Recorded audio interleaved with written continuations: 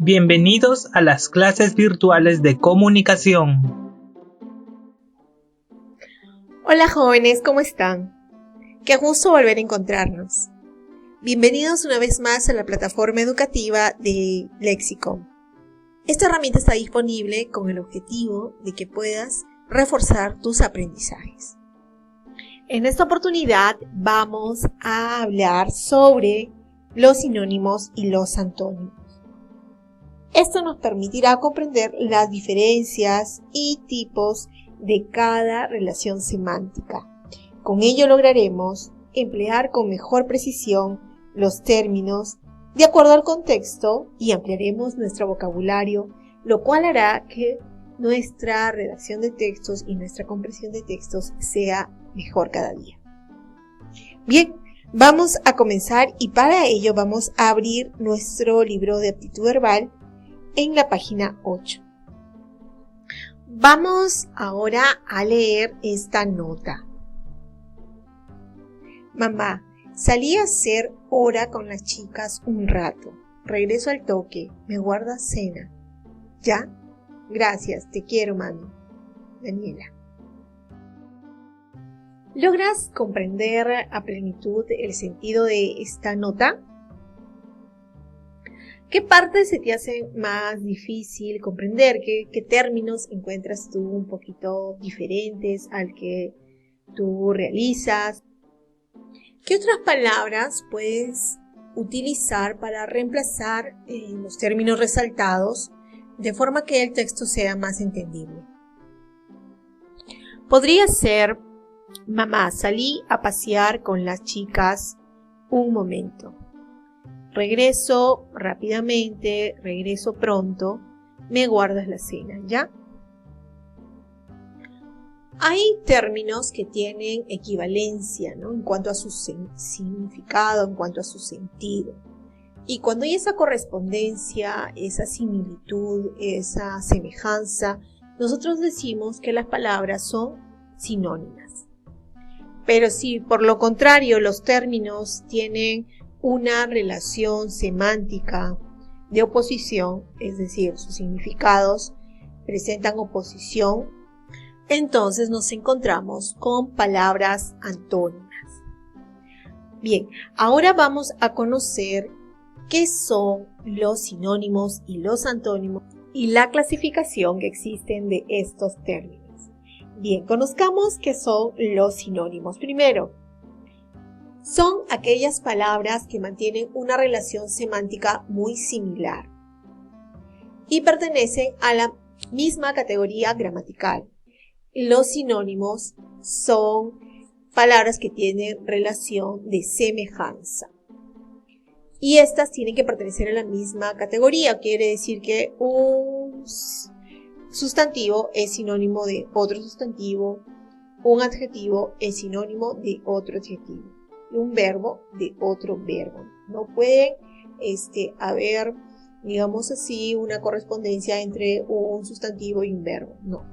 Entonces, hay que siempre tener en cuenta que la categoría gramatical debe ser la misma para tener esta relación de equivalencia y semejanza. Por ejemplo, Mario terminó su carrera, Mario culminó su carrera.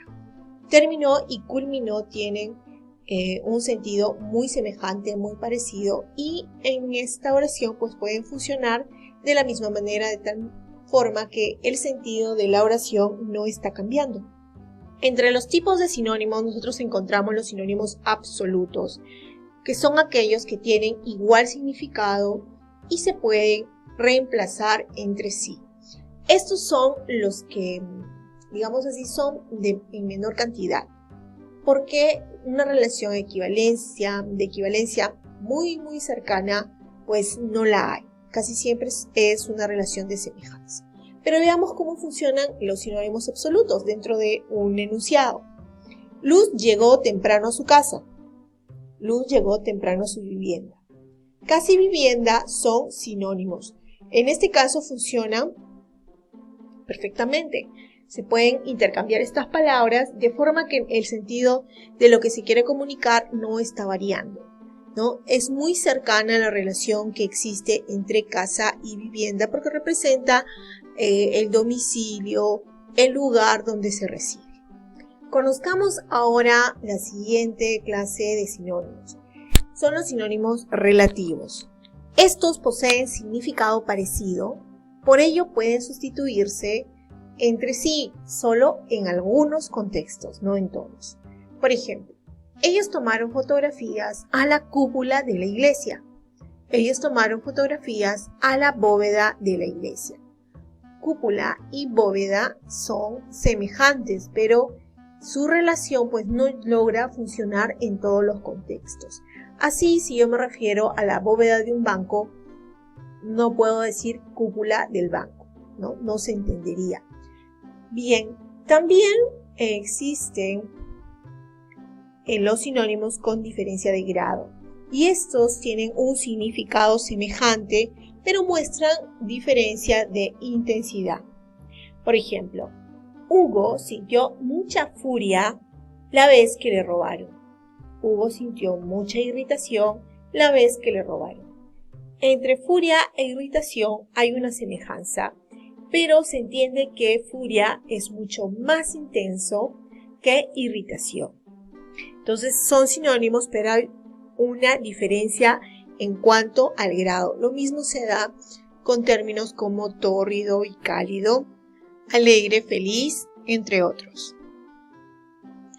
Bien, y con respecto a los antónimos, son aquellas palabras que pertenecen a la misma categoría gramatical y al mismo campo semántico, pero expresan significados opuestos.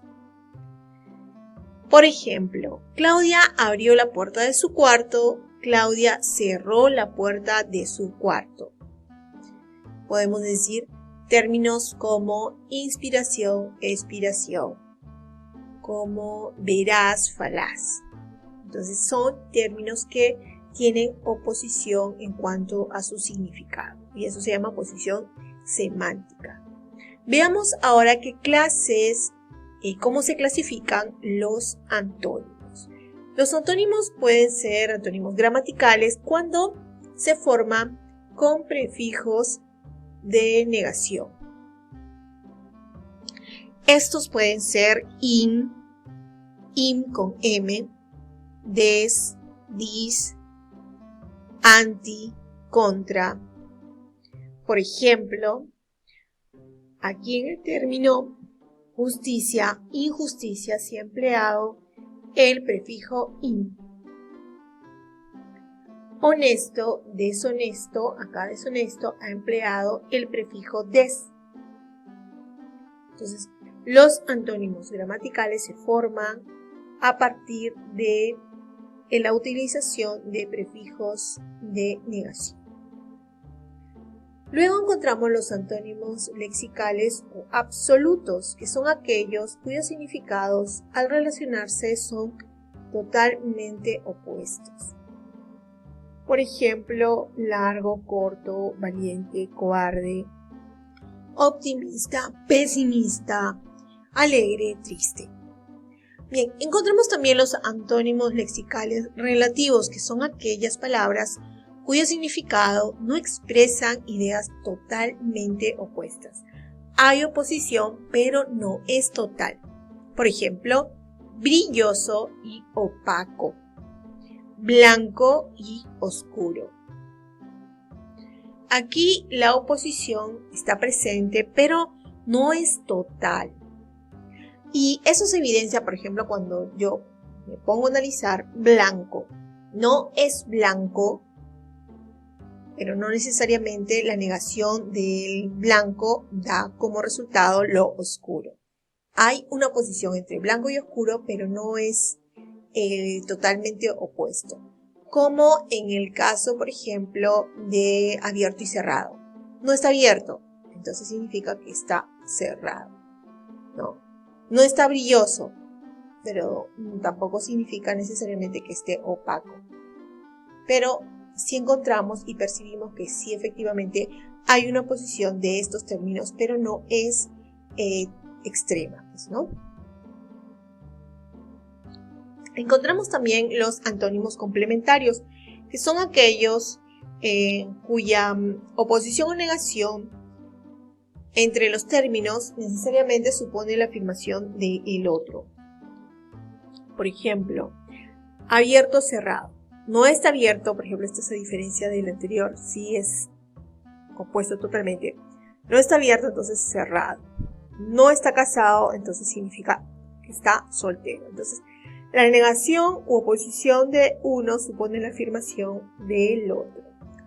Y los antónimos recíprocos se presentan cuando la oposición no es posible sin la existencia de la acción opuesta. Por ejemplo, pagar, cobrar, enseñar, aprender. Bien, jóvenes, ahora que ya conocemos los tipos de sinónimos y los tipos de antónimos que existen, vamos a aplicar lo aprendido. Y para eso te invito a que desarrolles las actividades propuestas en la página 10, 11, 12 y 13 de tu libro de aptitud verbal. Muchas gracias por tu atención. Nos encontramos en un próximo video.